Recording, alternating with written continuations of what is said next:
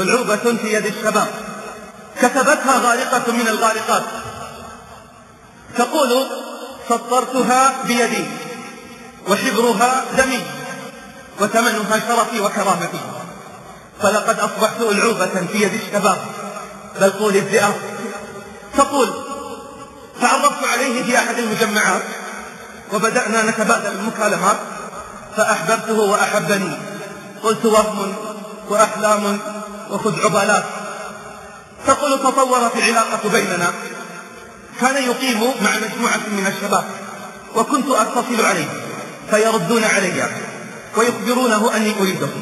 مرة من المرات اتصلت ولم يكن موجودا ورد علي صاحبه، أخذ يستدرجني بالحديث وطلب مني إقامة علاقة معه فرفض، فهددني قائلا إنه سيخبر صاحبه الذي أحبه أنني أتصل عليه من ورائه وأننا نتكلم ساعات. فاستجبت لطلبه فأقمت معه علاقة. قلت: أين الحب الذي تدعيه؟ أين قولها أحبني وأحببته؟ تقول مستطردة في رسالتها: فكانت ثاني أكثر شاعرية ورومانسية من صاحبه، ولا زلت معه حتى أخرجني من بيتي معه، ولا زال يعدني ويمنيني حتى فقدت أعز ما أملك. واستمرت العلاقة بيننا حتى حدث بيني وبينه خصومة على أمر ما، فاتصلت يوما أبحث عنه فرد علي صاحب له آخر فقال: أعلم أنك قد تخاصمت مع فلان وأنا سأحاول أن أجمع بينكما للصلح. تقول: فصدقته وتواعدنا أنا وإياه عند الكلية بعد الظهر.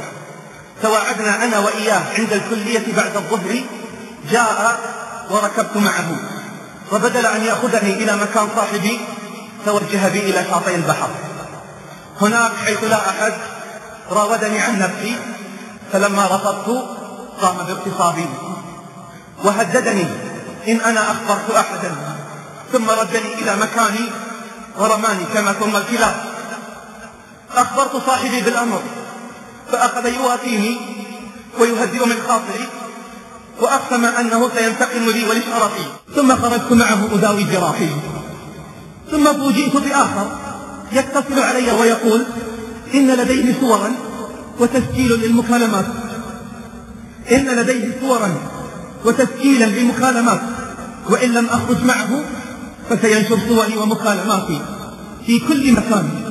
فخرجت وفعل بي ما فعل، ولا زلت على تلك الحال، ذاك يهددني وذاك يغتصبني حتى قبضت علينا الهيئة، وليتهم قبضوا علي من أول مرة خرجت.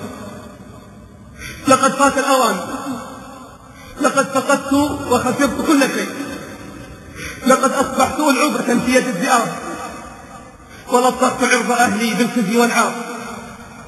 صدق الله حين قال: لا تتبعوا خطوات الشيطان. أليست هذه مآسي وأهات؟ أليست هذه الأخبار تدمي القلب وتدمع العين؟ أعراضنا تنتهك،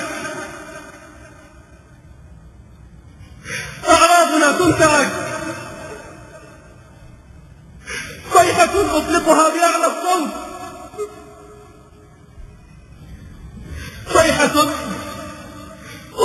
بأعلى الصوت، إلى الآباء والأمهات وإلى ولاة الأمر وأصحاب المشورات: أنقذوا فتياتنا، أنقذوا فتياتنا. أيها الأب، أيتها الأم، كلكم مسؤول. إن غفلة البيوت والتفكك الأسري ووجود شاشات وقنوات وإنترنت وجوالات بلا حسيب ولا رقيب سبب من الأسباب. فتيات في الأسواق بلا حاجة ولا هدف، طلت الغيرة على الأعراض. نساؤنا يخرجن مع السائقين صباح مساء، لا رقيب ولا حسيب، تخرج أمام أبيها بلا حجاب وعباءة مزركشة فاضحة للمفاتن، ثم يلام الشباب. أقول للفتاة: أنت سبب من الأسباب، خلعت الأدب والحياء وخرجت كافية عارية، ماذا تريدين؟ أتريدين أن تجذبي أنظار الرجال؟ أما علمت أنك لست لكل الرجال؟ أنت لرجل واحد هو زوجك، وإن لم تكوني زوجة فأنت في مرحلة الاستعداد للزواج. قال مستشرق لرجل مسلم: لماذا تلبس نساؤكم الحجاب؟ قال: لأن نساءنا لا يرغبن أن ينجبن من غير أزواجهن. فهمتي؟ كوني كالحنفاء وتهيأ أخت الإسلام ألا هيا، كوني كالحنفاء وتهيأ. أسألك بالله العظيم، أما تردد هذا الحديث على مسامعك مرات ومرات؟ لكن هل فهمت معناه؟ وهل عملت على أن تنجي من الوعد والوعيد الذي ذكره النبي صلى الله عليه وسلم في هذا الحديث؟ قال صلى الله عليه وسلم: صنفان من أهل النار لم أرهما. ثم قال: ونساء كاسيات عاريات مائلات مميلات رؤوسهن كأسنمة البخت المائلة لا يدخلن الجنة ولا يجدن ريحها. اسمعي بارك الله فيك: لا يدخلن الجنة ولا يجدن ريحها، وإن ريحها ليوجد من مسيرة كذا وكذا. رواه مسلم. وفي رواية: العنوهن فإنهن ملعونات. أسمعتي؟ هل استشعرت عظيم الأمر والخطر؟ لا يدخلن الجنة ولا حتى يجدن ريحها. وعيد تهتز لهوله الأبدان. ثم في قوله: العنوهن فإنهن ملعونات. والله إنها لدعوة تخشاها العقول قبل القلوب. هذا عن الوعيد. فكيف أنت بمن توعدن به؟ كافيات عاريات، أما رأيتيهن في الأسواق والمجمعات؟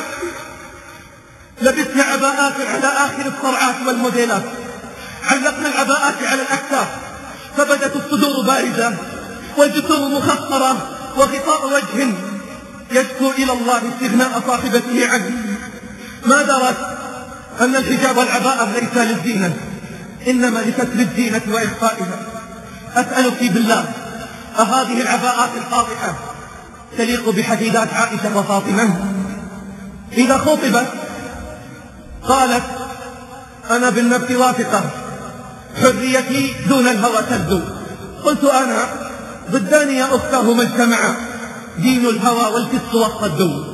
والله ما أدرى بأمتنا إلا الزواج ما له حد.